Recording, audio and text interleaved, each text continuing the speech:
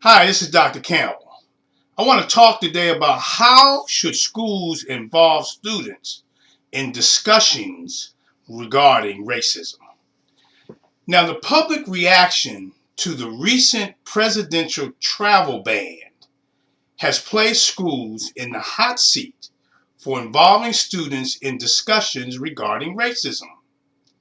It is a mistake for many schools to take on this type of initiative. Schools that have a history of disproportionate discipline or a prominent achievement gap are asking for a black eye or even worse, an onslaught of civil rights complaints. Schools must implement a two-step process that involves empowering teachers before considering having student discussions regarding racism. Now, I was reading this article titled Arlington High School Teaching Draws Mixed Reaction. And what I read in the article was that the efforts to involve students in discussions regarding racism has failed. It was reported that several parents complained about the school's initiative and the related workshops were not well attended by the majority of the student body. The teach-in was designed as a day-long in-school field trip, said the superintendent of schools, Brendan Lyons. If students wanted to attend all 8 periods, they needed a permission slip. Students who only attended for one period with their teachers during class did not need a permission slip. The majority of the school students did not attend the teach-in, said the superintendent. There were maybe 50 students per period, and some of those students were among those with permission slips attending the full day.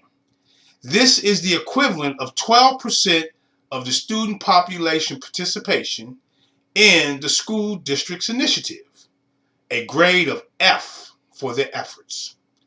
The problem begins with the structure of the initiative. The first challenge is the content of the workshop. The speakers included a history professor.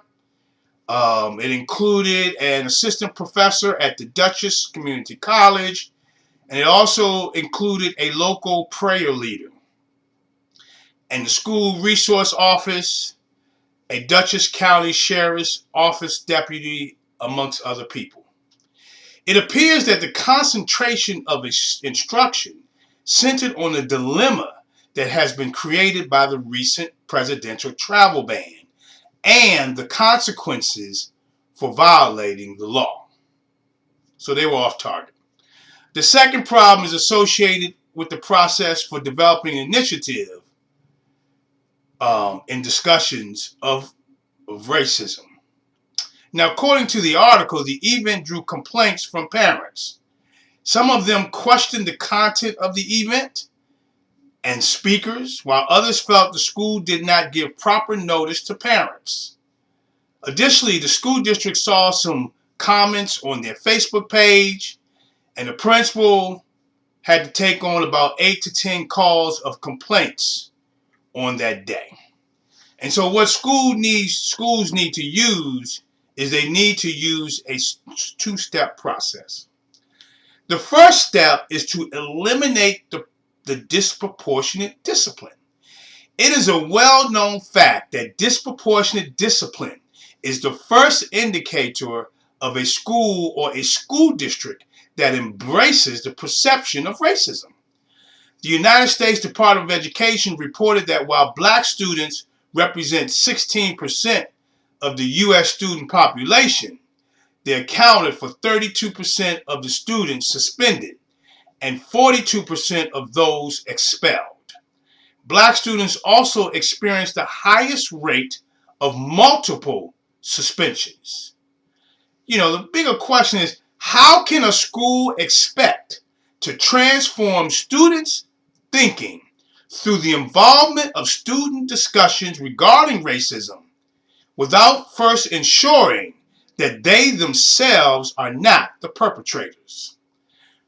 Schools can eliminate disproportionate discipline by using the Recelerate formula. Now, the second step is to eliminate the perception of racism in their school or school district. One of the primary factors of a school that possesses the perception of racism is the feedback from historically underserved students and parents. The best way to eliminate this perception is through an initiative that promotes positive racial teacher-student classroom relationships. Schools can utilize the Accelerate Achievement Portfolio, which includes an assessment tool, to evaluate the perception of racism in their school before entertaining the need for student discussions regarding racism. This is Dr. Campbell. You can listen to other videos, and you can read articles on my website at www.positiveracialrelationships.com. Of course, if you want to talk about it, you can call me on my direct line, 856-566-3267. Have a great day, and thank you very much. Yeah. Be sure to check out positiveracialrelationships.com. Check it. Look, pull your pencils out, class is in session. Let's focus on loving our neighbor without a question. Visit positiveracial